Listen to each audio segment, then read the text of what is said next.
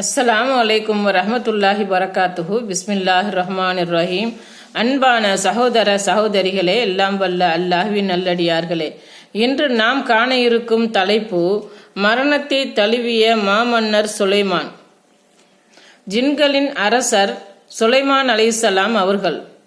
ஜின்கள், மனிதர்கள், பறவைகள் ஆகியவற்றின் படைகள் சுலைமானுக்காக திரட்டப்பட்டு அவர்கள் அணிவகுக்கப்பட்டனர். அல் குர்ஆன் அத்தியாயம் 27 வசனம் 17. ஜின்களின் பணிகள். தனது இறைவனின் விருப்பப்படி அவரிடம் பணியாற்றும் ஜின்களும் இருந்தனர். அவர்களில் நமது கட்டளையை யாரேனும் புறக்கணித்தால் நரகின் வேதனையை அவருக்கு சுவைக்கச் செய்வோம். அவர் விரும்பிய மாளிகைகளையும் சிற்பங்களையும் தடாகங்களை போன்ற கொப்பரைகளையும் நகர்த்த முடியாத பாத்திரங்களையும் அவருக்காக அவை செய்தன. தாவூதின் குடும்பத்தாரே, நன்றியுடன் செயல்படுங்கள். எனது அடியார்களில் நன்றியுடையோர் குறைவாகவே உள்ளனர் என்று கூறினோம். அல் குர்ஆன் அத்தியாயம் 34 வசனம் 12. காற்று ராஜா.